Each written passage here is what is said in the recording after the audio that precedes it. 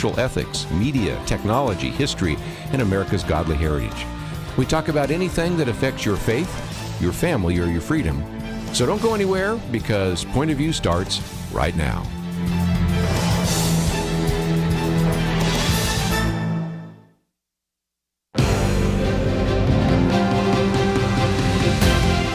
Across America, live, this is Point of View.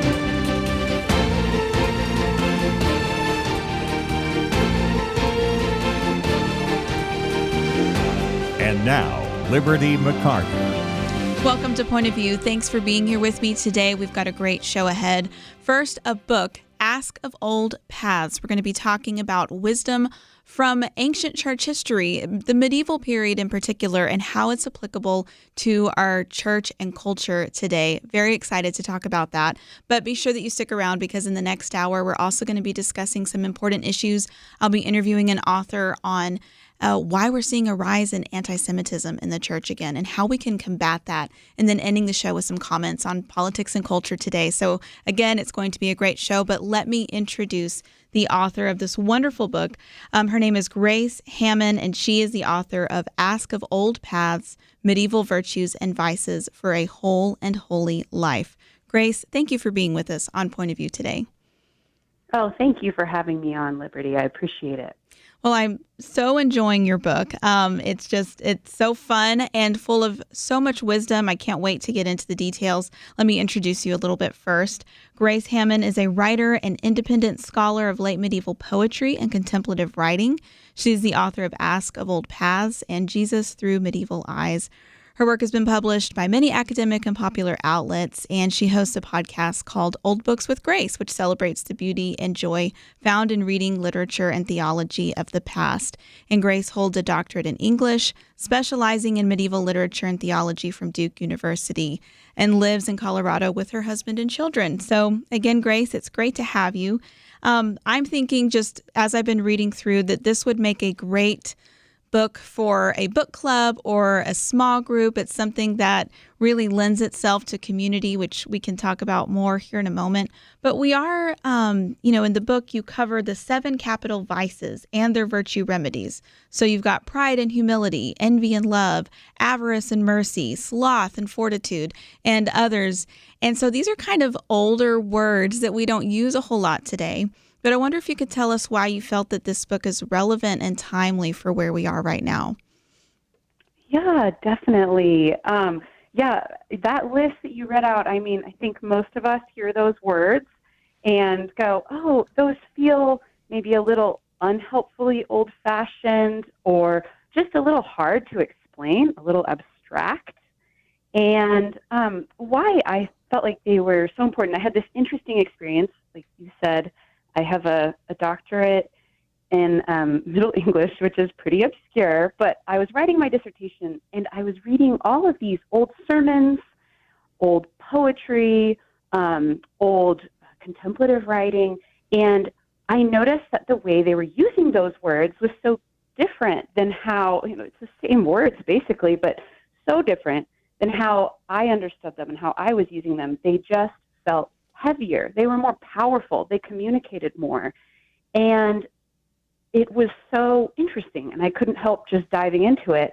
And I thought, gosh, sometimes it just feels today like our own moral vocabulary is very washed out. We're not sure what each other are saying. We're speaking across each other. It's really hard sometimes, and sometimes we use language about our values more to describe what's good and what's evil. But then that can unnecessarily divide us and keep us from seeking solutions together. So the virtues, thinking instead about what is just, what is merciful, what is courageous, these can help us to come together as a community and seek out the good, the true, and the beautiful.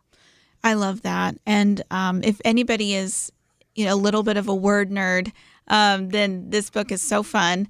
And it's just, you really do such a great job at making it accessible so that we can understand what you obviously study and have a wealth of knowledge on.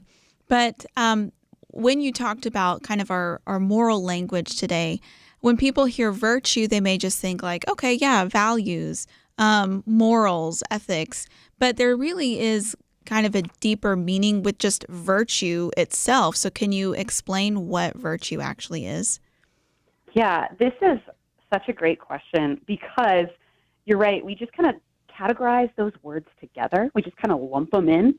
And the thing about virtue that makes it different than a value or a moral is that virtues belong to individual human people. You can't really talk about them outside of a life because virtues are habits. And so are vices, by the way. They're both habits. Mm-hmm. And that's like the same as what we would describe, we use that word more often today in terms of like exercise or eating, like bodily habits. But these are habits of the soul and the body together. So if you think of the most patient person it's not that, if you're picturing them in your head, it's not that they were patient once when it like really mattered and wow, really important, good job at patience, but actually that they are patient as a way of life. Mm. They are patient in the way that they move through the world. They are patient in tough situations. It is a habit that they turn to time after time. And it's similar with a vice, right? If you think of the most wrathful person personally, it's not that they were angry really badly one time and you're like, ooh, that's bad. It's that they are wrathful as a way of moving through the world. Their inclination is to be angry and to be irritable and to respond out of that. So these words are habits, and specifically a virtue is a habit that moves us towards love, comes out of love and moves us towards love. So love of God, love of self, love of neighbor, love of enemy. These are the things that virtues help us to do. And vices impede us in our call to love one another as Christ loves us. And so that's kind of the core of this language and what makes it different than, say, a value, which is more abstract and can just be, yes, I care about this thing. I love that explanation. And as I was reading, I think I've like underlined something on every page. It's just, it's so good. And it really does help you understand, okay, what does it mean to have this fruit really in my life? And so I love that explanation of just not somebody's action or something good or bad that they did one time, but they really just embody this virtue. And I think we can all think of people who maybe we can think of someone who like, oh yeah, they're just a patient person, or somebody who is a wrathful person. And that just, you come to identify them with that virtue or that vice. And so that's so helpful. We're about to go to a break, but let me just preview a little bit more of what we'll be discussing when we come back. Again, there are 7 capital vices and their virtue remedies covered in this book: pride and humility, envy and love, wrath and meekness, avarice and mercy, sloth and fortitude, gluttony and abstinence, lust and chastity. So if you're wondering what some of those things mean, don't worry, we'll get to them. And again, let me just mention, this is such a practical book because at the end of each chapter, there are a list of practices, suggestions for further reading. There's a prayer. So it really does give you the tools to say, okay, how can I apply this to my life? And I wanted to, and maybe you can comment on this, Grace, when we come back from the break here in a couple minutes. But one of the things you said that I think is so important is that we want these virtues in our lives, not to earn God's love or earn his salvation, but because they're good for us and they make us whole. And so it's just so beautiful, and we'll discuss that and more when we come back from this break. So please stay with us. We'll be right back here on Point of View.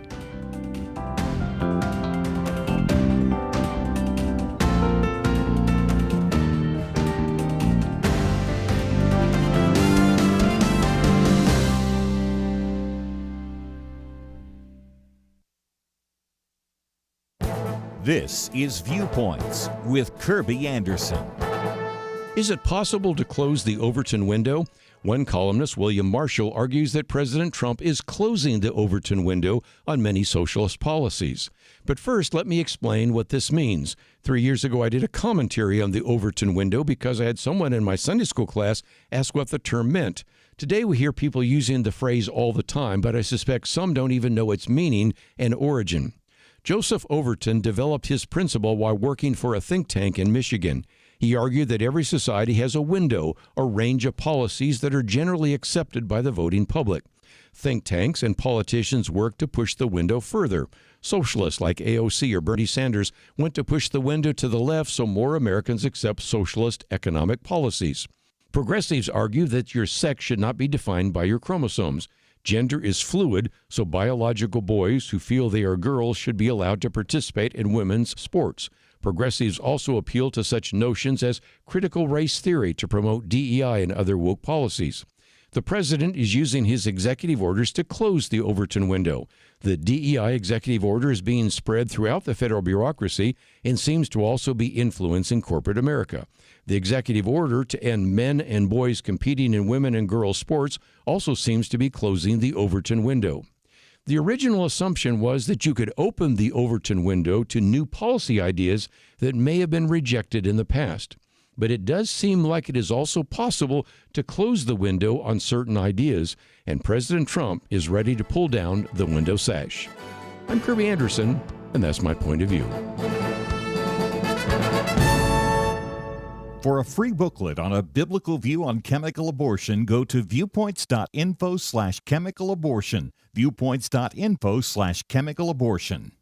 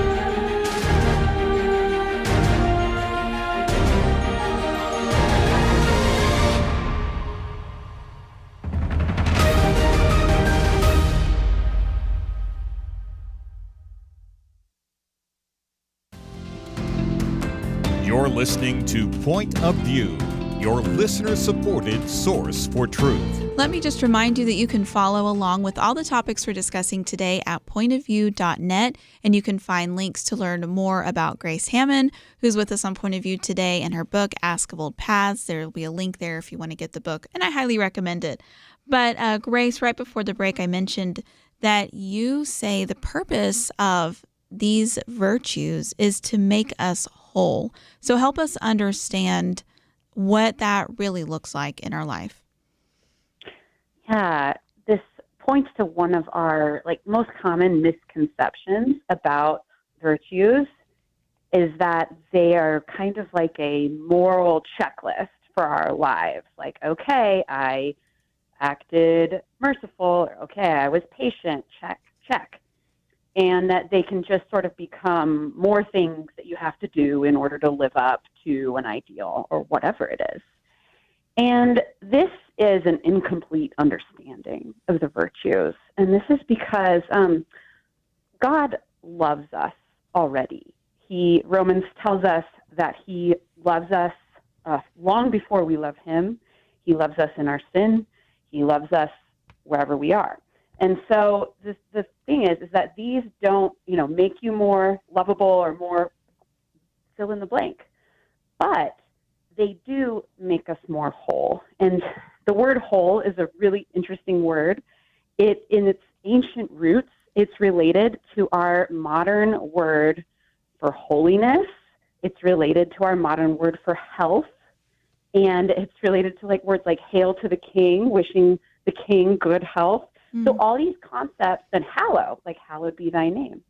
So all of these concepts are really closely tied together in human wholeness, where in human wholeness, we are becoming mentally and spiritually healthy, and we are becoming whole and holy.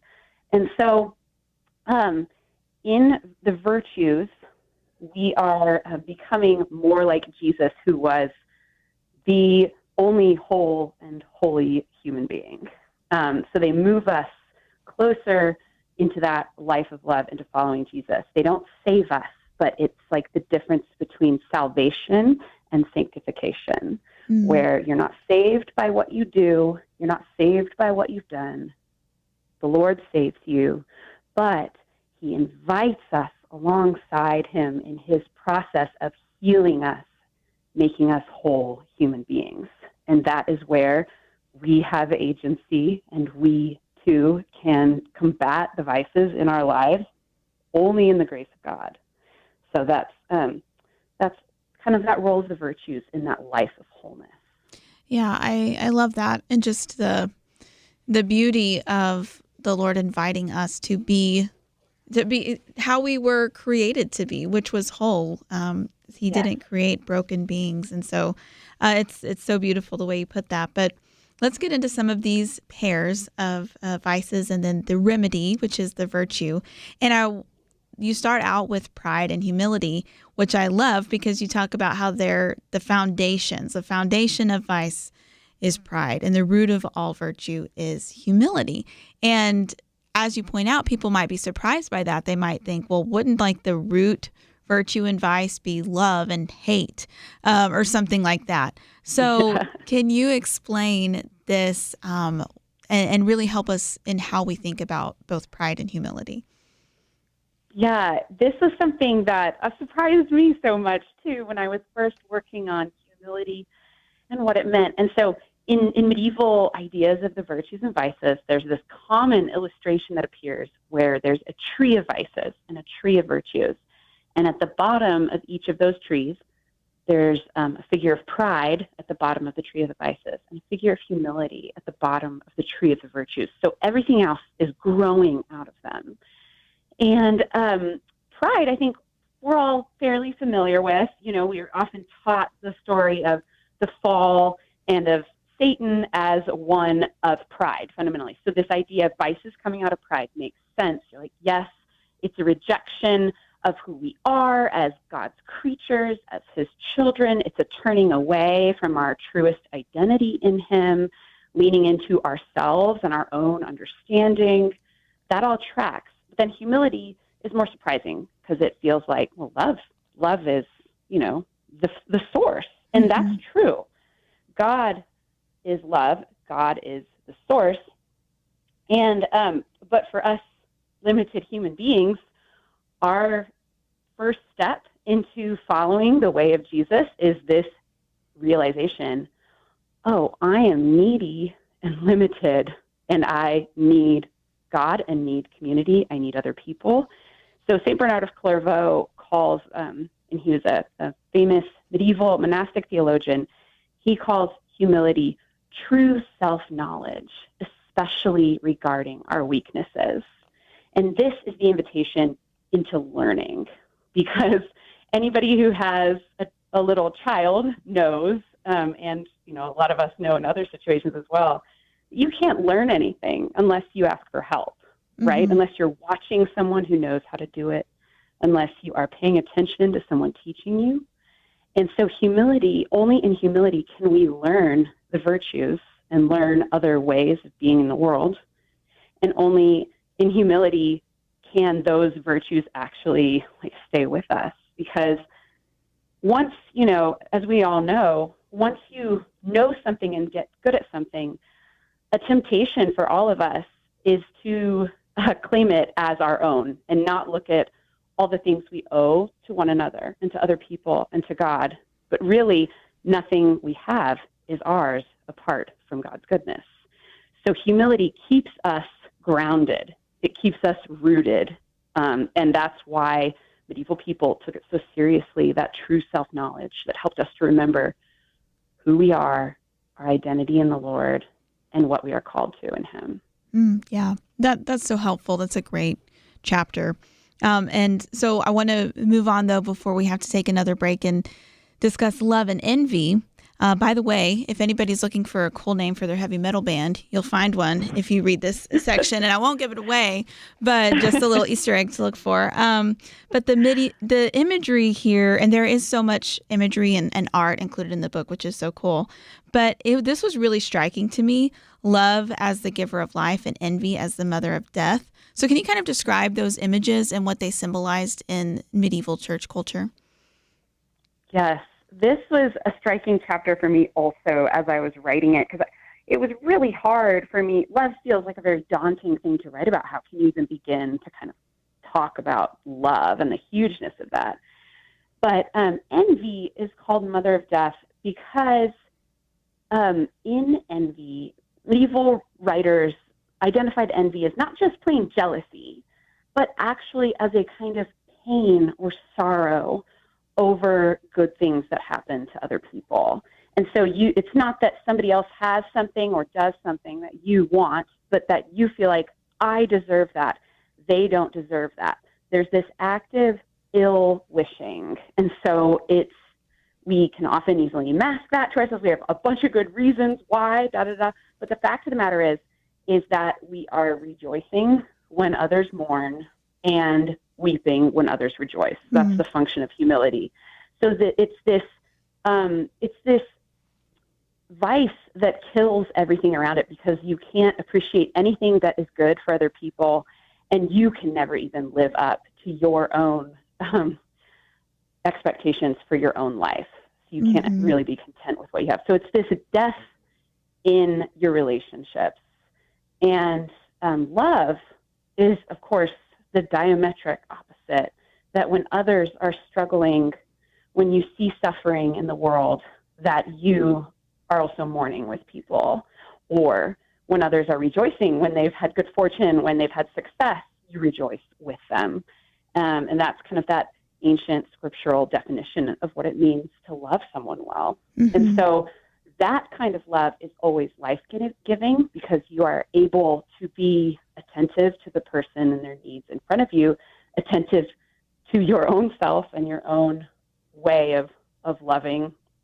And so these two are total opposites, and that's why love and learning how to lean in is the remedy, this ancient remedy for those feelings of envy.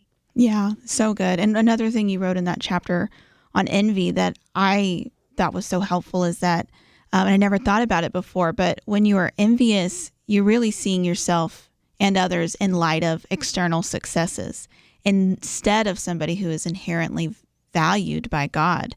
And so if we want to really see ourselves as God sees us, then we won't be envious, because we'll realize our value isn't threatened by another's success, and our value doesn't come from our own success. So there's so many nuggets of wisdom in here. Let's talk about some more of the virtues and vices when we come back. Maybe wrath and meekness, sloth, fortitude. So stay with us. More after the short break. At Point of View, we believe there is power in prayer. And that is why we have relaunched our Pray for America campaign, a series of weekly emails to unite Americans in prayer for our nation. Imagine if hundreds of thousands of Americans started praying intentionally together on a weekly basis. You can help make that a reality by subscribing to our Pray for America emails. Just go to pointofview.net and click on the Pray for America banner that's right there on the homepage. Each week you'll receive a brief news update, a specific prayer guide, and a free resource to equip you in further action. We encourage you to not only pray with us each week, but to share these prayers and the resources with others in your life. Join the movement today. Visit pointofview.net and click on the banner Pray for America right there at the top. That's pointofview.net. Let's pray together for God to make a difference in our land. Point of View will continue after this.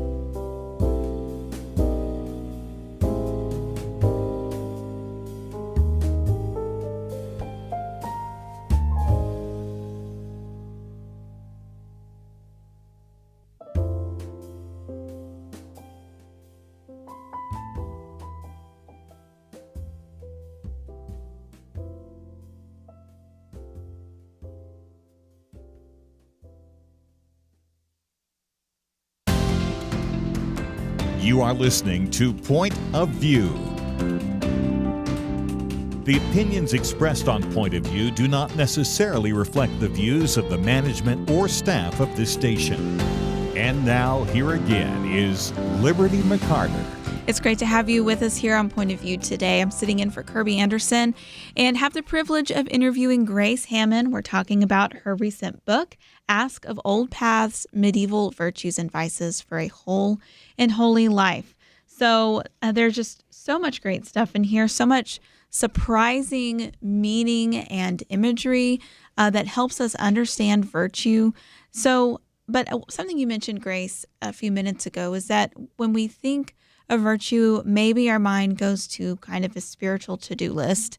Just like, okay, I'll add that. I'll add love and I'll add fortitude and whatever. But we really can't will ourselves to change. And you talk about how we need a reformation of our desires. So can you explain that a little bit for us?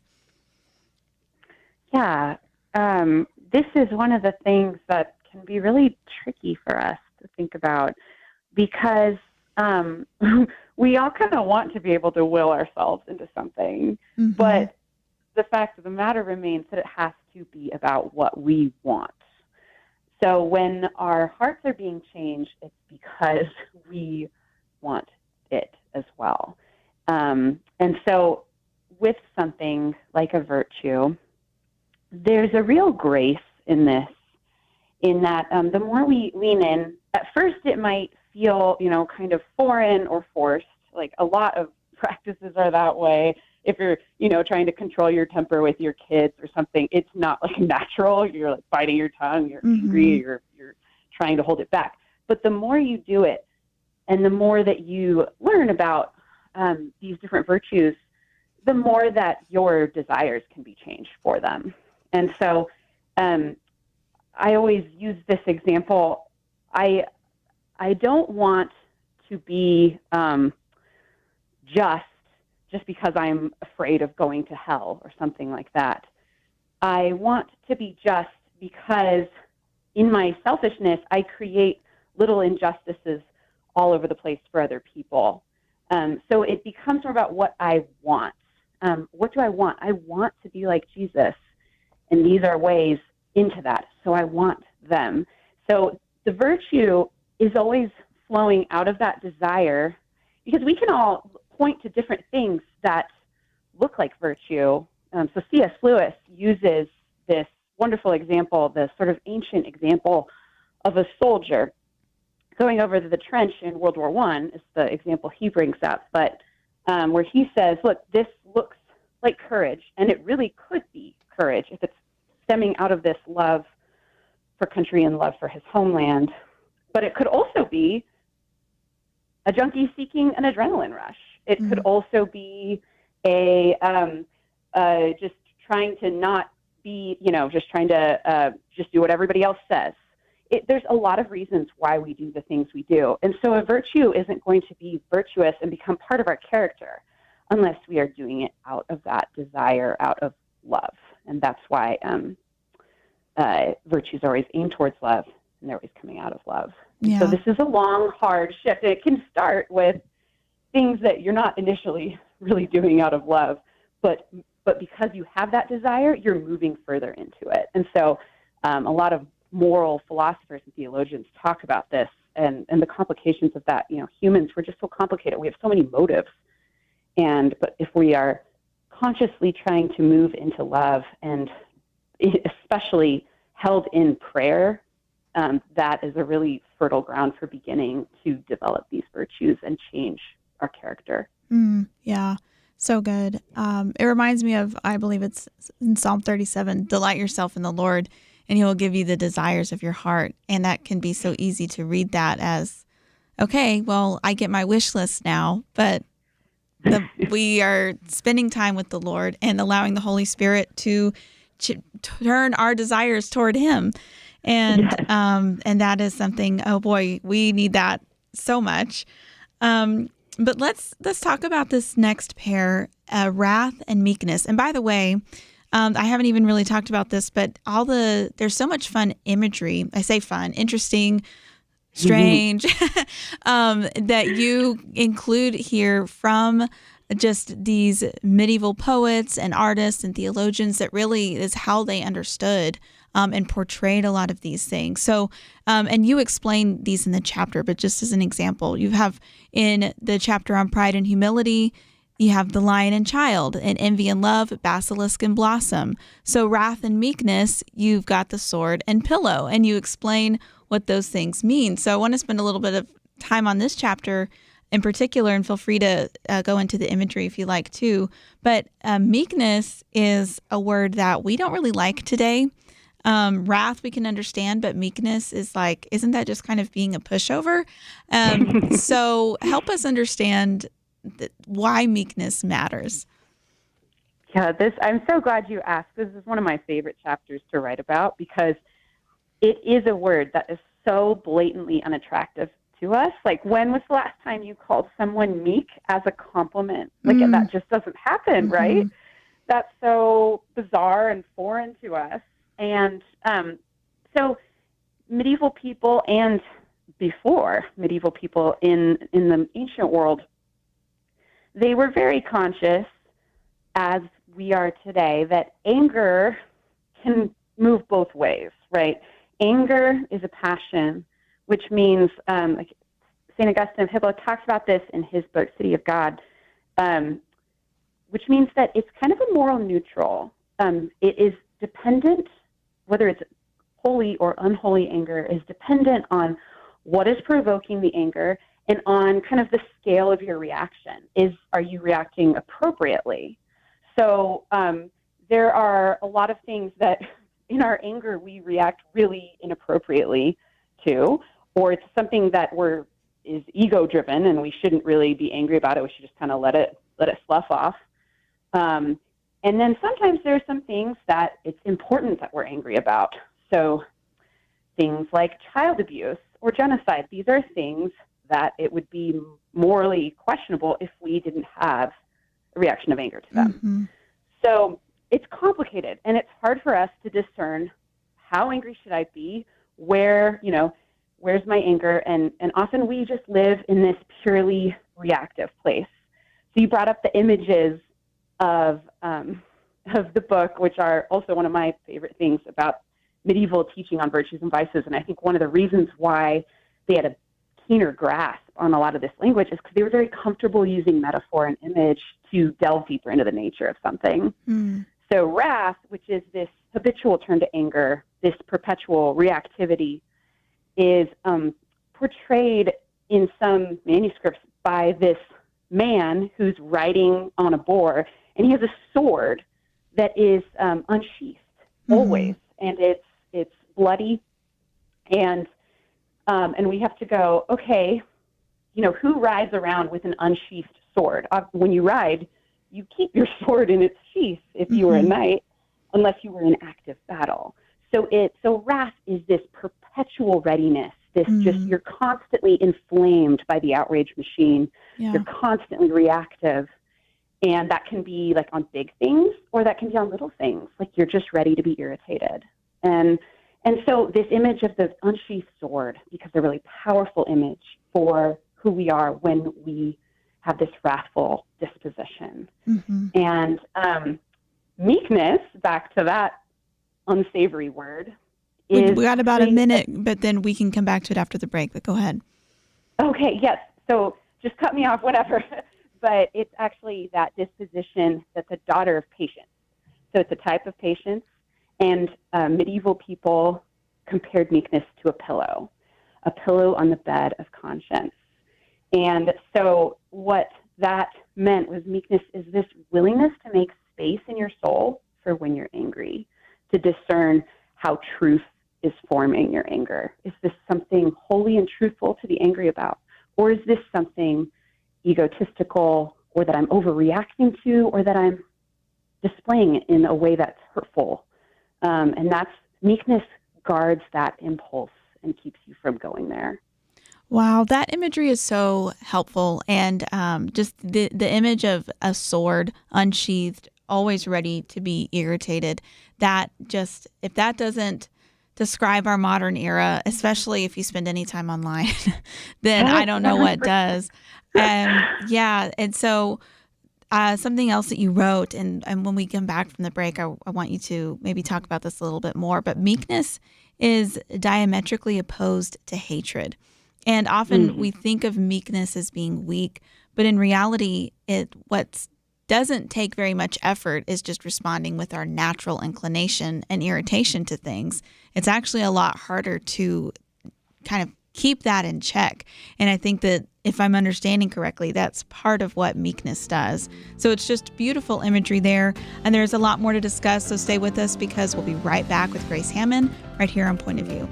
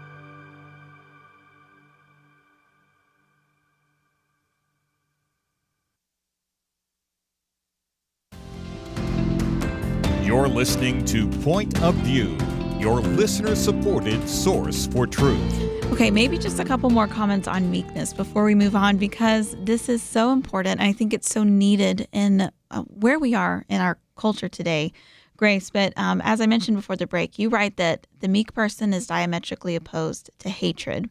And we talked about how wrath was the medieval image of wrath is someone riding on the back of a boar with a bloody sword unsheathed. They're ready for war at any moment.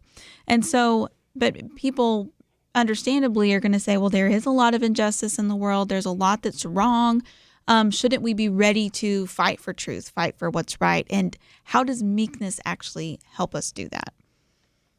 Yeah, this is something that just really blew my mind as I started thinking and going deeper into this. You gestured toward this before the break, and meekness, one medieval sermon collection says this crazy thing. It says, meekness is a virtue for leaders. And at first I was like, that is so crazy. That is unhinged. How can that make sense? But what this sermon writer was thinking of is that when you see meek in Scripture, so when Jesus says in the Beatitudes, the meek shall inherit the earth, and he's quoting a psalm when he says that, or when he says, follow me, for I am meek and humble in heart. It's this concept of meekness in relation to anger. And what is really interesting is that you realize, these are statements of inheritance and leadership. You begin to draw those threads together. With the meek inheriting the earth, or Jesus saying, this is a reason to follow me. This is a reason to trust me. And so meekness is actually a virtue for the powerful, because anyone can just be reactive. Anyone can just be angry. That's not a hard thing to do for us, as we see in our own hearts and as we see in our culture at large. That's not hard. But it actually takes so much strength and courage and perseverance to hold back our immediate response and to temper our language and to, react to injustice, have that right amount of anger. But meekness gives us that discernment to do it well, and it gives us that space to be able to even love our enemies in the way that we respond to things that are not going well, that are bad. And that is very a kind of scary virtue, makes it rather frightening. And of course, this is where we remember that Jesus, we worship a God who was crucified. And so meekness is not for the faint of heart. It is not for those who just want the easy way. And that's what makes it beautiful and also very challenging and countercultural and fascinating too, where you're like, wow, that's next level. I mean, that's something that I do long for, but that I find it hard to imagine how it would fit in my own life. Yeah, absolutely. That is such a helpful explanation. And so that's a great chapter. And one more that I think I want to get to, and then people, you're going to have to go to pointofview.net and click on the link to read the whole book for yourself. It's so good. But let's talk about sloth, because I thought this was also very appropriate for our time, because people think, okay, it's just lazy, or you mentioned the image of like a cartoon dad sleeping on the couch. And if napping is wrong, I don't want to be right. So I want to be able to relax. And so we hear sloth and we're like, what does that mean? But it really has to do with like a spiritual response, doesn't it? That's right. That's right. So we've kind of doled this down into laziness, or into, just eating potato chips on the couch or whatever. And it's and you look at that and you're like, why is that a capital vice? Like, that doesn't make sense. Why would that be a capital vice? Because like you said, actually rest and resting our bodies is really important. Sloth is not a bodily vice. It is a spiritual vice. And sloth is really avoiding the demands of our calling to love, wherever that is in our lives. So this can take on different forms in different people's lives, as all virtues and vices do. They're so about the story that we are living. But sloth is really looking at something and saying, that's too hard, I don't want to do it, and turning away. And so it's about avoidance of Christ's call on our life to love our neighbor, to love our enemy, to love ourselves. And so that comes out when we look at fortitude, which is the ancient remedy for this, which is basically that ability, that particular kind of courage that resembles endurance, where you're sticking with it. You're like, this is the call that has been laid upon my life to love, and I am not going to run away from it. And so it's very challenging, but it also, I think you're right. You've now pointed to two of the virtue and vice pairings that I feel like are most relevant for us today. All of them are really relevant, but those two I think are really sticky in particular, because we live in an era of ease and comfort, and those aren't bad things. Those are really good things. But then I think we just expect things to be really easy for us, and we expect things to just be kind of straightforward. And if it's not, then I'm not going to do it. That's that. Mm-hmm. And a lot of our life of following Jesus is actually not easy, and that's not a bad thing. That's just kind of part of what it takes when we are loving our neighbor and our enemy and ourselves and loving God. That's pretty challenging. And so paying attention to those invitations and leaning in rather than kind of shutting our eyes to it and looking away is that tension between sloth and fortitude. Yeah, I love that. And again, it goes to what you said at the very beginning, that by applying these virtues to our lives, that's really, it's part of being made whole, who we were made to be, which are image bearers of God on earth. And so that's not an easy task. It's a great responsibility and one that God has called us to. But this book, Ask of Old Paths, is so helpful in understanding that. And so again, you can find it at pointofview.net. It's so good, and there's so much more we could discuss, but we're out of time. So Grace, thank you so much for being with us on Point of View today. Thank you, Liberty, for having me on. You asked lovely questions. Thank you so much. Oh, thank you. So you can go to gracehamman.com to learn more about Grace and her books and the resources that she offers. And as always, you can go to pointofview.net, and we have all the links there for you as well. And again, this book, if you're watching, I'm holding it up, Ask of Old Paths, Medieval Virtues and Vices for a Whole and Holy Life. So much good stuff, so much fun imagery. You'll learn a lot about medieval scholars and theologians, and it's a great book to read in community with maybe your small group or some friends, and just talk about how these apply to our lives today. It's so interesting. But we're about to go to a break, but I hope that you stay with us, because coming up, I'm going to interview Chloe Sparwath. She's actually a Young Voices contributor, so she is a relevant Gen Z voice that I'm excited to talk to, because she is focusing on combating antisemitism and how important that is for us as Christians. Unfortunately, we're seeing it creep back in all corners of our culture, and we need to speak the truth. And so she's going to help us understand that. Speaking of medieval times, she's going to help us understand that what we're seeing today in terms of anti-Semitic trends is actually nothing new. It's been around for a long time, and she'll help us break that down and understand it, and again, what we can do to speak the truth to that. And then I'll also address some issues that are in the news, including did the FDA approve another abortion pill, and why, and what's the deal with that? So all that and more when we come back from this break on Point of View.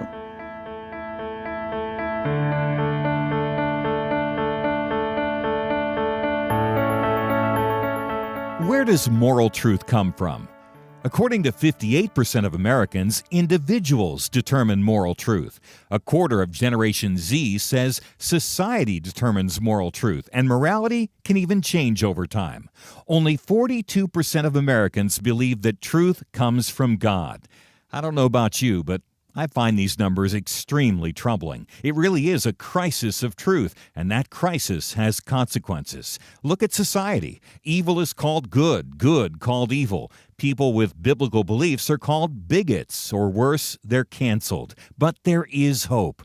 The Bible promises the truth will set us free, and that's why Point of View is relentless in our commitment to the ultimate source of moral truth, God's Word. At Point of View, we know that God's truth is eternal, and if we stand together, we can help more Americans apply His truth in their daily life. Help Americans find truth again by giving at pointofview.net or call 1-800-347-5151. That's pointofview.net and 800-347-5151. Point of View will continue after this.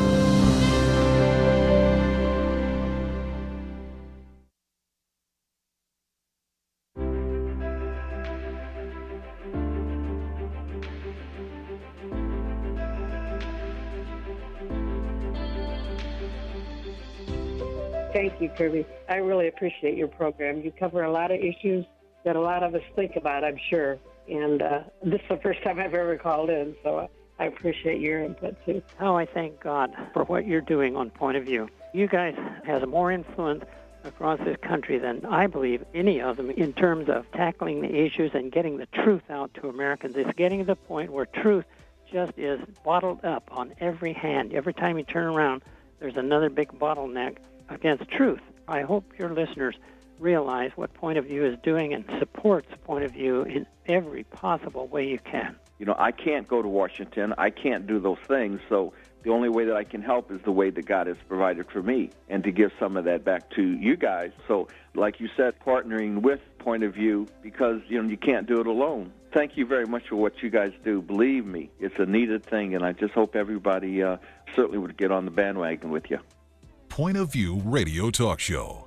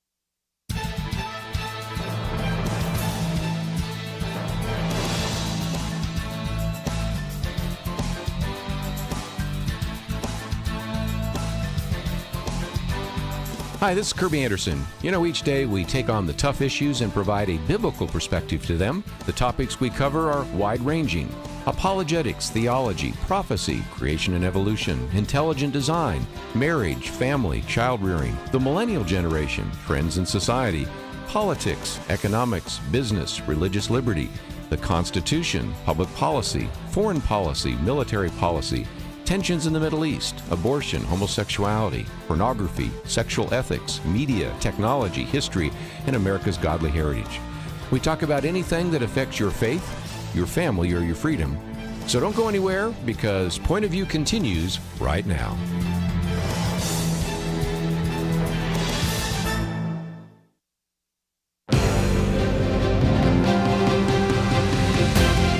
Across America, live. This is Point of View.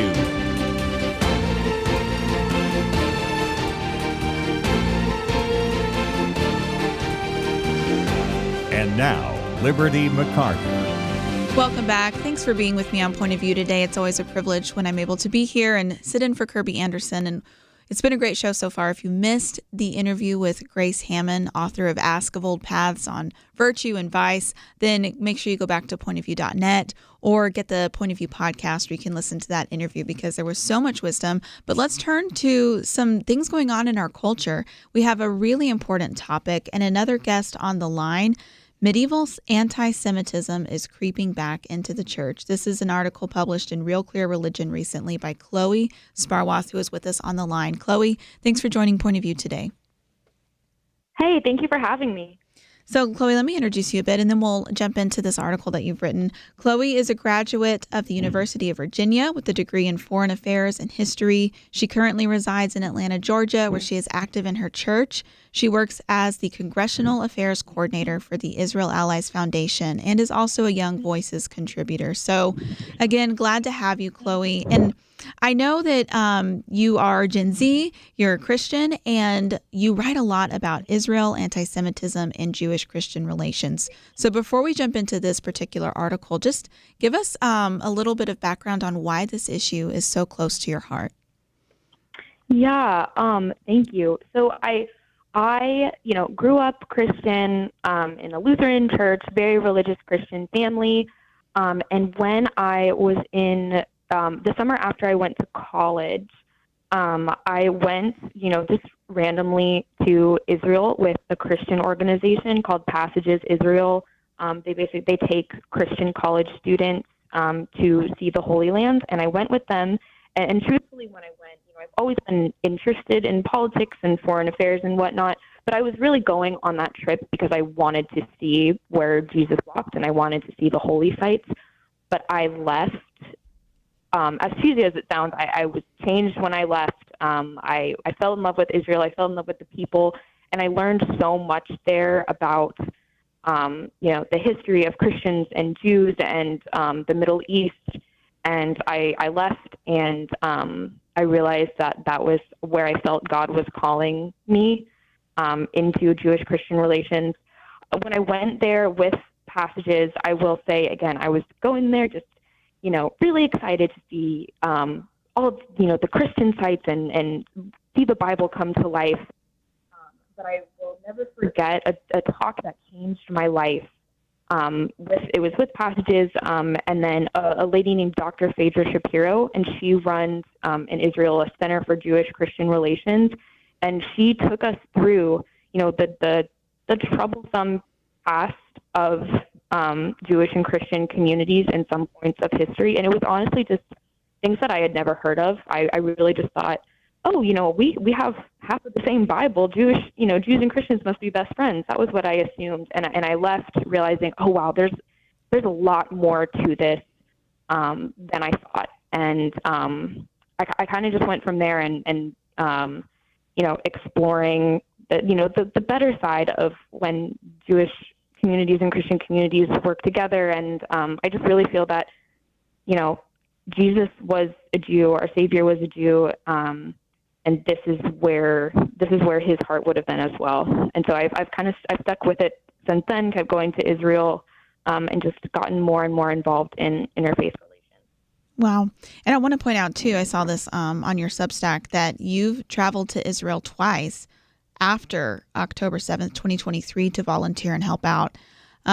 So thank you for doing that. And I know that that just demonstrates your heart for this issue. So take us through some of the problematic things that we're hearing, unfortunately, today from people who are conservatives, which has traditionally been very pro-Israel, even people who profess Christianity.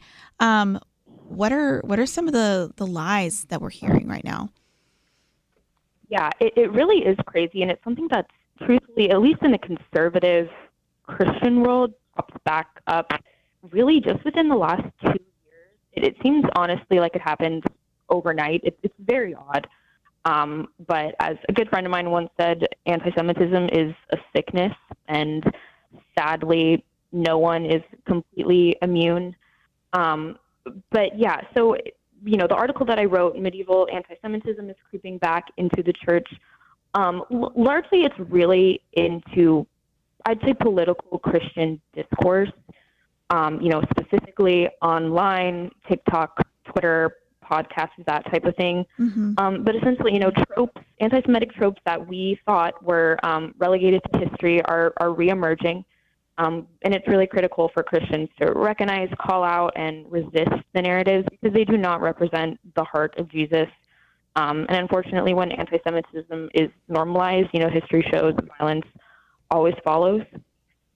So, to set the stage, Jewish people have traditionally kind of been the world's scapegoat for thousands of years. They're always framed, as the caricature of qualities that a society deems the most undesirable. So for example, in Nazi Germany, Jews weren't white enough. But in 2025, when being white in the West is seen sometimes as problematic, Jews are portrayed as white. Israelis are portrayed as white colonizers. So history really repeats the same conspiracy theories, blaming Jews for all the world's problems. And like I said, unfortunately, the Christian community has contributed to this phenomenon. So Jews are morphed into whatever society deems the most undesirable. So when you're talking specifically about Christian anti-Semitism, the worst thing you can be is anti-God, satanic. So we see now, Jews being portrayed as children of Satan, the Christ killers, thing comes back up. And, in the article, I talk about Candace Owens. She's a very controversial but also popular figure whose opinions are, her claims and stuff are widespread and out there. So love her or hate her, she's influential. Mm-hmm. And everything she says ends up being repeated and trickling down to the masses. So I think, analyzing some of kind of what she says is a good way to dissect and pinpoint what makes certain things anti-Semitic. The things she says about the Jewish people in Israel are not new. They're cookie-cutter conspiracies that have been used to justify violence and anger towards Jews since biblical times. One of the main things, that I talk about in this article, a recent rant that she had about Bibi Netanyahu. Chloe, I'm just going to jump in here because we're about to go to a break. And so when we come back, because I don't want you to get cut off, when we come back, let's talk about that rant. And because this is really important. And for people who think, hey, maybe, we shouldn't be talking about Candace Owens, she's way out there. If you're thinking that, well, she's got over 5 million subscribers on YouTube, over 6 million followers on Instagram, over 1 million downloads per podcast, and consistently is listed among the most popular right-leaning podcasts. So she is more influential than you think. And Chloe's right. Whatever the things she's saying, as crazy and outlandish as they may seem to us, a lot of people are buying into it. And so let's talk about some of those things, where else that we're seeing them in culture today and where else we've seen them through history when we come back right after this with Chloe Sparwath.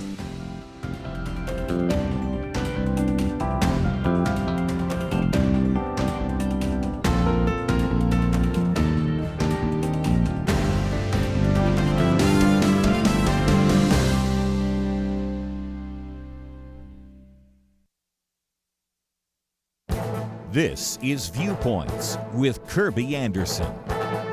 Is it possible to close the Overton window? One columnist, William Marshall, argues that President Trump is closing the Overton window on many socialist policies. But first, let me explain what this means. 3 years ago, I did a commentary on the Overton window because I had someone in my Sunday school class ask what the term meant. Today, we hear people using the phrase all the time, but I suspect some don't even know its meaning and origin. Joseph Overton developed his principle while working for a think tank in Michigan.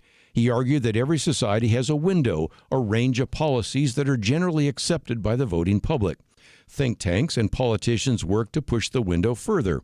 Socialists like AOC or Bernie Sanders went to push the window to the left so more Americans accept socialist economic policies. Progressives argue that your sex should not be defined by your chromosomes. Gender is fluid, so biological boys who feel they are girls should be allowed to participate in women's sports. Progressives also appeal to such notions as critical race theory to promote DEI and other woke policies. The president is using his executive orders to close the Overton window. The DEI executive order is being spread throughout the federal bureaucracy and seems to also be influencing corporate America. The executive order to end men and boys competing in women and girls sports also seems to be closing the Overton window. The original assumption was that you could open the Overton window to new policy ideas that may have been rejected in the past. But it does seem like it is also possible to close the window on certain ideas, and President Trump is ready to pull down the window sash. I'm Kirby Anderson, and that's my point of view. For a free booklet on a biblical view on chemical abortion, go to viewpoints.info/chemical-abortion. Viewpoints.info/chemical-abortion.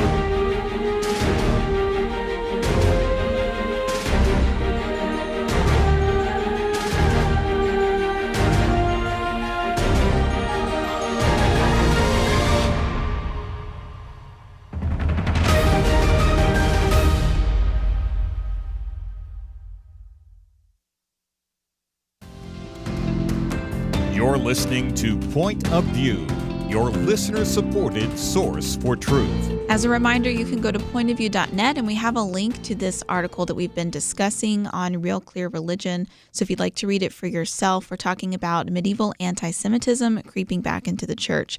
So Chloe, right before the break, you were talking about some of the things that a very popular influencer on the right, Candace Owens, is saying. And just to be clear, you mentioned this in your article too, critiquing Israeli policies or leadership is not anti-Semitism, but this goes beyond that. So go ahead and explain kind of what some of the things that are being said about Bibi Netanyahu, for example.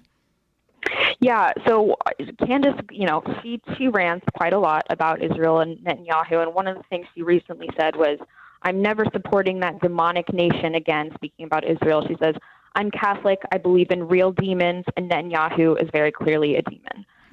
Like you said, like I said, criticizing Israel as a political entity is not anti-Semitism.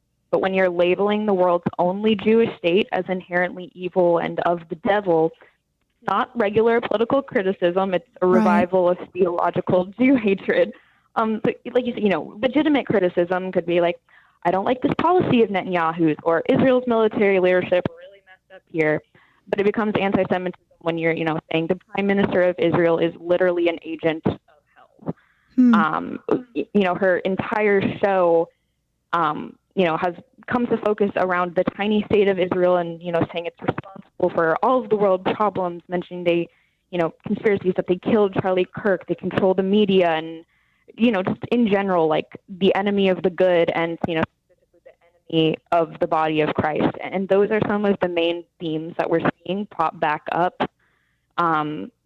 That Jews, like I said, that they they control the media, they control the banks, they control, stuff like that. And then specifically with the Christian anti-Semitism, we're really seeing people like Candace kind of positioning Jews as sort of like the face of the Antichrist, or like the nemesis of Christianity. And that is anti-Semitism.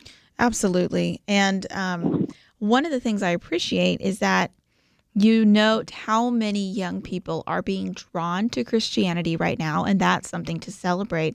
But in this new zeal, especially for people who haven't been raised in Christian homes, they haven't been raised in the context of learning about church history, there is a vulnerability to get sucked into this, especially since we're seeing such a resurgence of anti-Semitism in our culture.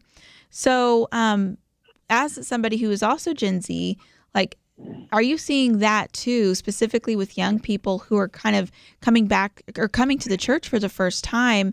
And how do you think we should respond to that when it's like, yes, people are coming to the church, that's great, they're finding God, but don't get sucked into this really bad conspiracy theory that has unfortunately reared its ugly head again, including inside the church? Yeah, and that exactly. It's really exciting. We are definitely seeing a resurgence in Christianity, in religion in general, with young people. And so it's a really, really exciting thing. But like I mentioned before, Jews become the scapegoat, or they're morphed into whatever a certain group of people doesn't like. So now that, young people are going back to churches in droves, and we're really gung-ho, and it's awesome about that. We still need to be careful to call out this, the language when you're talking about blood libel or demonization of Jews. I think it's really important to educate, churches and leaders about the history of Christian anti-Semitism. It's not something a lot of people realize. So when they're buying into anti-Semitic tropes, like the Christ killers, the demons, that type of stuff, people, honestly, a lot of times don't even realize what it is. So education, it's not a fun or an easy conversation, but it's really important. And I think another big thing is just promoting interfaith dialogue, building relationships between Jewish and Christian communities. One of my favorite things I've ever done was with the organization Passages Israel, where we built a fellowship of young Jewish college students and young Christian college students, and we brought them together for talks about, interfaith dialogue, about, the relationship between the Jewish and Christian communities, our similarities, how we can work together. And then, another thing is just distinguishing between legitimate critique of Israel and Israeli policy from blanket demonization or conspiratorial framing. Because that is one of the biggest things right now. Like, everybody on social media, TikTok, Twitter, talking about Israel, it's a big thing. And, Israel is the Jewish state. And so, no matter what, no matter how you're talking about politics, like, the religion is going to play a part in it. And so it's important to, I guess that we're making sure that we're not taking out views on the actions of the Israeli government on the Jewish people, if that makes sense. Absolutely. And it is a fine line sometimes because, again, you can critique political leaders and policies, and, Israel is a democracy, so they're going to vote different people into power. But Israel is the only Jewish state. And so you're seeing a lot of people, young people, unfortunately, too, who really kind of arguing or questioning the right of Israel to even exist. And so that is something to be on the lookout for. And I just want to mention that I think Christians really need to see the spiritual battle that is at play here, because we know that the Jewish people are God's chosen people. And so those are the people through which God chose to bring Jesus Christ, the Messiah, into the world. And that matters. And so as Christians, we should have a heart to reach the Jewish people who have not accepted Jesus Christ as the Messiah, and to evangelize and to witness. And we can't do that if we are hateful and if we are repeating these racist, anti-Semitic lies and tropes. But the enemy would love nothing more to keep Christians from actually evangelizing the Jewish people. And so I think we really need to see kind of behind the veil, like there is a spiritual motive here into keeping Christians and Jews divided. But in just a couple minutes before we have to end the interview, Chloe, what is I know you mentioned we need to talk face to face, and this isn't always easy, but just last tips or encouragements for people who maybe they're combating this in their own family or among their friend group. What do people need to know about standing up for truth in this area? Yeah, I mean, I the number one thing that I would say about that is when you hear somebody, saying, "Oh, I'm just asking questions," or like the Candace Owenses and the Tucker Carlsons of the world who, will go on these long rants singling out the Jewish state, singling out the Jewish people, and then say, "Oh, I'm just asking questions," or it's not anti-Semitism, it's critique. The biggest tell of, okay, is it Jew hatred is, do you talk this way about any other group of people? Like when Marjorie Taylor Greene got in an argument on Twitter with Mark Levin, another thing I mentioned in the article, she ends it with, telling him kind of in a sassy way, like, Christ is coming. And then, Candace getting in arguments with Ben Shapiro, she ends the tweets with Christ is king. And, Christ is king is an inherently true statement. I believe that as a Christian. But if you're only yelling Christ is king at people when they're Jewish, or when you're getting in an argument with a Jewish person or about the state of Israel, you got to think, okay, what's the motive behind that? Are people only invoking the name of Jesus during political arguments about Israel or when they're arguing with Jewish people? And what's the motive there? And so that's I would say the biggest tell. But just as Christians, we are called to love everybody. But the Jewish people specifically, our Savior was a Jew. God, just because, there's a lot of thoughts, that like with Jesus now, the church now is the new Israel. The church is now God's chosen people. I don't believe for a second that God has abandoned his people in Israel. About 30 seconds. Yes, absolutely. Yeah. Chloe, go ahead. You got about 30 seconds. Yeah. So just, it sounds cheesy, but as Christians, we're called to love each other. We're called to love our neighbors and not to assume the worst in each other. And so I'd say, just going forward, just be careful. Be careful, love your neighbor, and, the Jewish people are not our enemies. They're our friends. Absolutely. Chloe, thank you so much for being with us today and bringing us this important topic. You can read that article and learn more about Chloe and her work at pointofview.net. We'll be right back after this short break. In 19th century London, two towering historical figures did battle, not with guns and bombs, but words and ideas. London was home to Karl Marx, the father of communism, and legendary Baptist preacher Charles Spurgeon. London was in many ways the center of the world, economically, militarily, and intellectually.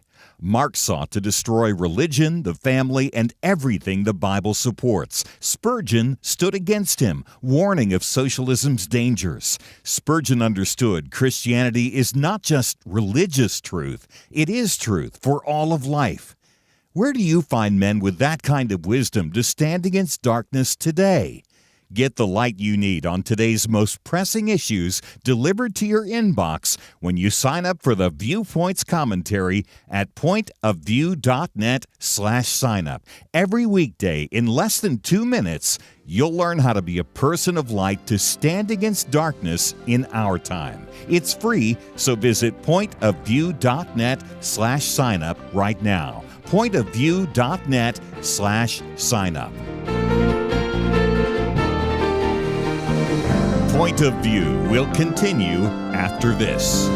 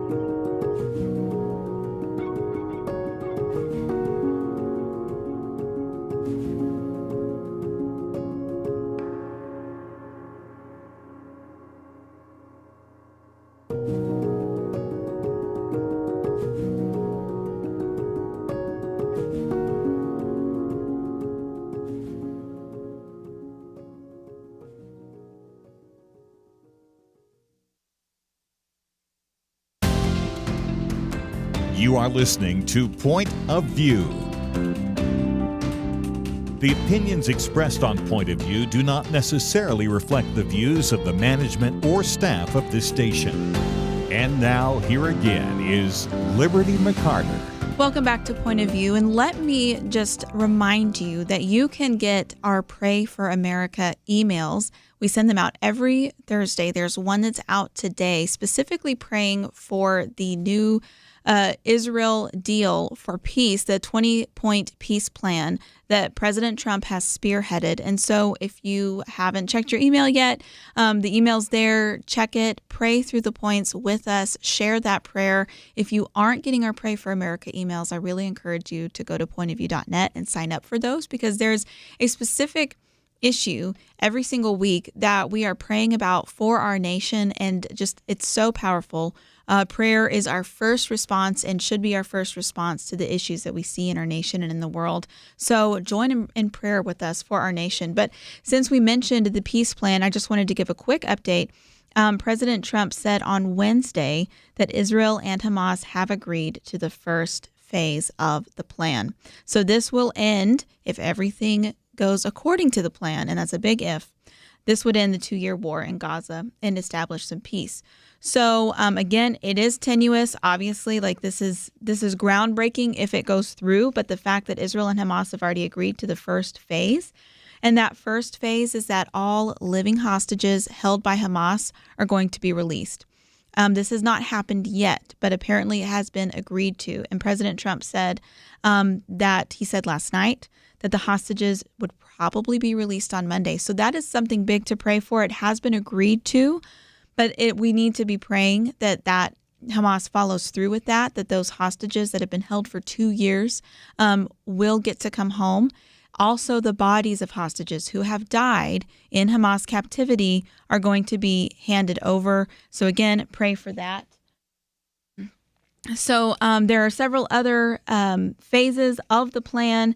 So again, I'm sure that that's something that we will be talking about on Point of View, and that Kirby will be addressing as well in the days to come, because there is a lot yet to unfold. But it is in the works. Things are moving along at this point. And so that is what our prayer focus is today. And I encourage you to pray with us. But since we were talking about Israel and anti-Semitism and these very anti-Semitic conspiracy theories that are not new, have been around for a long time, but we're seeing them come back, I did want to talk for a moment of just about conspiracy theories. And so, as you know, I host the Know Why podcast. And so that's another resource that Point of View offers. It's a weekly podcast. Episodes drop on Wednesdays, and it's geared specifically for younger adults, millennials and Gen Z, who want to go deeper on issues. So I encourage you to go to knowwhypodcast.com and check us out there. But what I discussed in the episode that was released yesterday is, why are people drawn to conspiracy theories? Why is it dangerous, especially for Christians? And when we are confronted with conspiracy theory claims, how can we think through them with clarity? So first, I just wanted to go through this. Again, if you want this conversation in depth, it's about a 35-minute episode. You can share it or listen yourself at knowwhypodcast.com or anywhere you get your podcasts. We're also on YouTube. But I wanted to just give you a little preview of the kind of things that I talk about. And again, as we were talking about with Chloe in the interview a few minutes ago, this is something that we're seeing a lot of. So why? One, I think that people are looking for answers. As we know, the worldviews have shifted. Institutional trust is down. The voices, the leadership that people have used to be able to trust in the United States and really in the West at large, that trust is crumbling. We've been lied to by governments. We've seen scandals in churches and institutions of higher education. It's not really surprising that people are having trust issues. Also, things that we used to be able to basically share, even with people we disagreed with a few decades ago, like the kind of a basic moral values or ethical understandings, those are out the window, really. It's very hard to find common ground. If you want to look for just a basic set of shared American values, that's a lot harder to find today. So that means that people are feeling very unstable, and they are looking for explanations for why things happen in the world that they don't like, that are scary, that are confusing. And so people look for a boogeyman. They look for a bad guy to blame. And as Chloe Sparwath was telling us, throughout history, and I believe that this is intentional, but spiritually, that people tend to blame the Jews for things. And we're seeing that. But whether you're blaming Jewish people, whether you're blaming some, shadow government or ultra powerful elite class, people want to look for somebody that they can blame for the world's problems and just make sense of the world. Well, for Christians, we already know who the enemy is. We know what the problems are. The problem is sin. The problem is Satan. And we know that we have a battle to fight, a spiritual battle, and we have to stand up for truth, and we have to be ready for that. And so we know that the Lord wins in the end as well. We know that we have victory in Jesus Christ, but we're going to have to deal with sin in the world and the ramifications of that until he returns. So this is part of why I think it's so dangerous when Christians fall prey to conspiracy theories, is because when we start blaming another bad guy, like another, not saying you can't call out individuals for bad behavior or sinful behavior, but when we are looking for the ultimate bad guy, the people behind the curtain pulling the strings that are to blame for all the major problems, okay? It is when we buy into that kind of thinking, it's distracting us from what the Bible already says. And so what we should be doing is pointing people to the truth and alerting them to the fact that we already know who the bad guy is, and we know who the good guy is, and that's Jesus, and he wins, and he is victorious. We need to be evangelizing for the gospel, not for a conspiracy theory. Another reason that I think it's bad for Christians to default to conspiracy theory thinking is because it causes us to automatically believe the worst about somebody without evidence. And that doesn't mean that we can't be wise or discerning, but we're supposed to be charitable in our thinking. And so when you are confronted with a conspiracy theory, how do you discern those claims with clarity? Because sometimes even, maybe you're not somebody who's listened to Candace Owens in the past. Maybe you are. Maybe you used to really like Tucker Carlson. Maybe you still do. A lot of influencers now are kind of leaning into this.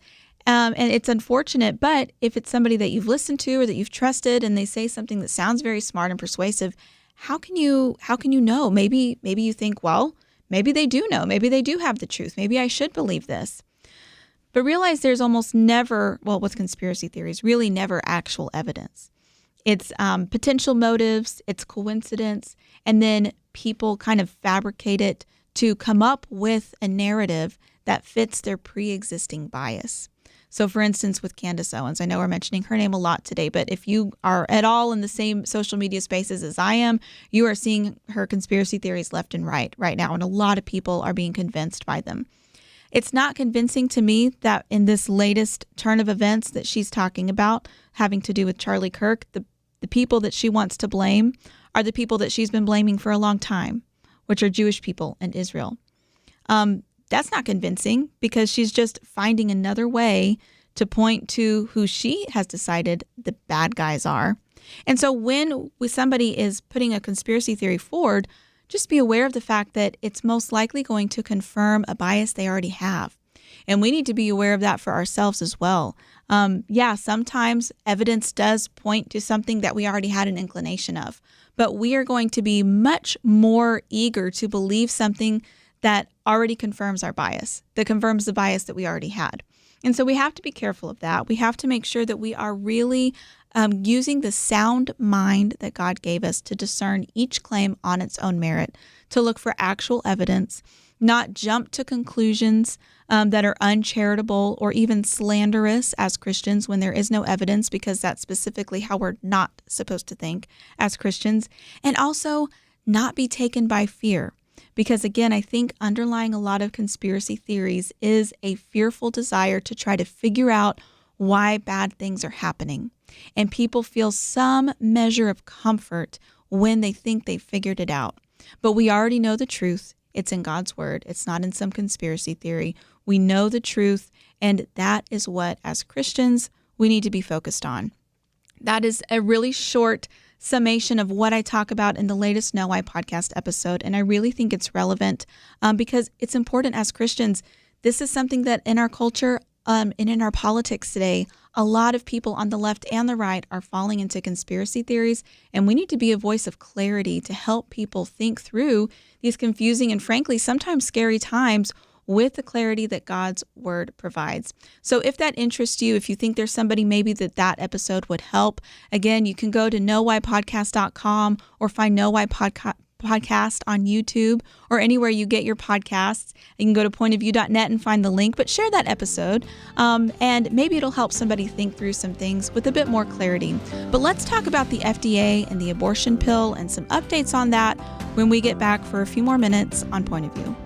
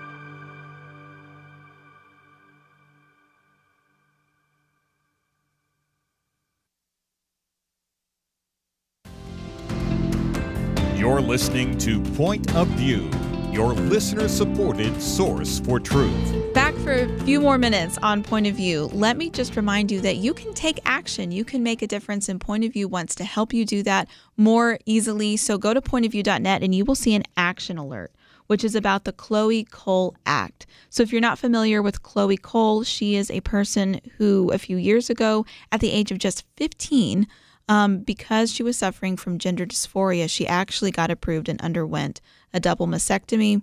She was on cross-sex hormones. And then after all of that, and this was because doctors had pressured her parents, telling them that they could be saving her life by doing these procedures. But after about a year, she decided that actually, I'm not a boy. I'm a woman. I'm realizing that these things are harming my body, have already harmed my body. And she detransitioned. Now she is one of the most prominent voices at the age of 21 speaking out against these kinds of damaging procedures for minors. So the Chloe Cole Act is named after her, and it's before Congress right now, and it would prevent children from undergoing harmful hormone intervention and interference and surgeries that can have lasting impacts. And so that's a really important bill to protect kids from making decisions that they really can't consent to. So you can find that at pointofview.net. We've made it easy for you to contact both your senators and your representative because it's before both houses in Congress right now. So that's our action alert I wanted to remind you of. But in a few minutes before the show ends today, let's talk about the abortion pill and some things that have been happening with the Trump administration and the FDA and try to make sense of it. So just for a little context, as a reminder, since Roe versus Wade was overturned, which was huge, the abortion pill, while abortion has been outlawed or severely banned in many states post-Roe, the abortion pill is now the preeminent way that abortion happens in the United States. Last year, over 60% of all abortions were chemical abortions, meaning via abortion pill, sometimes also called medication abortion. So even in states where abortion is now illegal, like Texas, there are mail order abortion pills, and there are providers, not even always doctors, in other states who, upon request, will mail abortion pills to recipients without verifying how far along they are in their pregnancy, without verifying whether or not it was a grown woman who actually requested the pills, and verifying her identity to make sure that she's not being pressured or under duress, and into states where abortion is illegal. They claim that these pills are safe and do not harm women, but that's patently false. There was a study recently released from the Ethics and Public Policy Center, or the EPPC, that evaluated insurance claims where with over 800,000 prescribed cases of mifepristone, or the abortion pill. And what they found was that within 45 days of taking this medication, the risk were 22 times higher. The risk for adverse effects were 22 times higher than what the FDA's current label indicates. So if you want to learn more about that, I have a booklet, Biblical View on Chemical Abortion. You can call in or email and request it. But in short, the abortion pill is very dangerous, not only because it kills an unborn life, but it is actually very dangerous to the women who take it, and it is being prescribed indiscriminately by abortion providers in states. So that's the context. So one of the reasons that pro-lifers were celebrating when President Trump actually appointed Robert F. Kennedy Jr. to the head of the HHS, he said that he would study the effects of the abortion pill. And so something that I talked about before, you can read it in the booklet if you request that, but essentially the whole approval process from the year 2000 on for these abortion drugs has really been manipulated for political purposes. So you've had people had the FDA approve the pill without going through all of the processes that they should. And so there has always been a lot of lying when it comes to how safe this is. Now we have studies to back it up. And just last month, this was reaffirmed. RFK sent a letter to state attorneys general saying that they were conducting an ongoing investigation and study of the safety of the abortion pill. Because if that can be more regulated or banned, then that will really make a dent in abortions in the United States. So pro-lifers were confused and frustrated and upset last week when it was reported that the FDA approved a generic version of mifepristone, which is, again, the abortion pill. So people were very confused. As I said, Live Action, the organization, Live Action, pro-life organization, led a letter of 25 pro-life groups who were seeking a reversal of that decision. Students for Life of America said that this could be a deep state problem at the FDA, and if that's the case, then President Trump needs to be more engaged on the pro-life issue until the FDA is capable of conducting a real review. So what did the White House say? Caroline Leavitt, the White House press secretary, said that the FDA has limited discretion in drug approvals and must, by law, approve a generic drug if it is demonstrably similar to a brand name drug. So this approval of a generic version of the abortion pill should not be seen as the administration's endorsement of the drug, and says that HHS is continuing its study into the adverse effects of mifepristone. However, a lot of pro-lifers are also responding to that explanation and saying they don't really buy it. One person, you can read this article with many of the statements from pro-life leaders in The Hill. It's linked at pointofview.net. So one person was quoted as saying, "I just do not buy the idea that their hands were tied and they had to do it."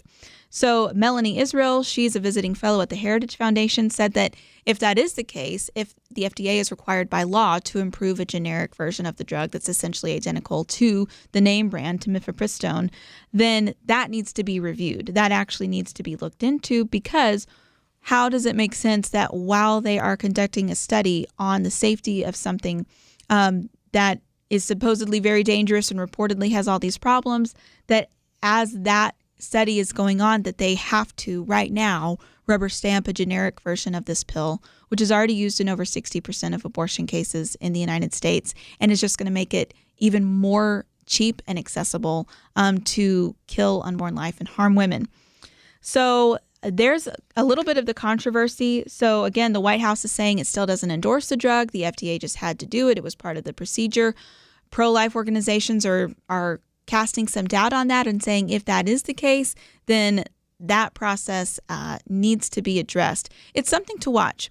And it's something where you can actually maybe hold leadership in the Trump administration accountable. You can always go to fda.gov or hhs.gov, and you can find contact buttons there and let them know that you care about this review. They say that they're doing a review on the safety of the abortion pill, and this is an issue that I really hope and pray the Trump administration follows through on, because it is causing so much harm.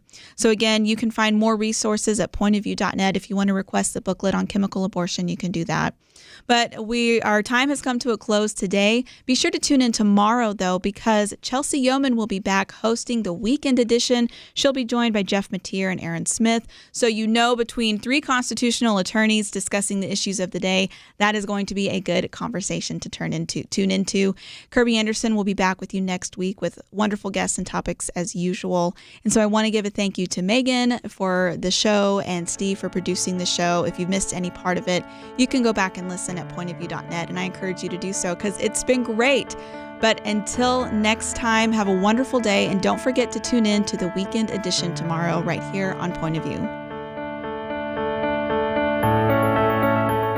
It was not that long ago that censorship appeared to be almost inevitable. Free speech was being attacked and strangled in many places, and some of us wondered if this was the end. But now, many feel a new sense of hope, a chance for a fresh dawn. Let me caution you, now is not the time to relax. It's a time to press forward, to use this fresh opportunity to proclaim and learn how to apply truth to current issues.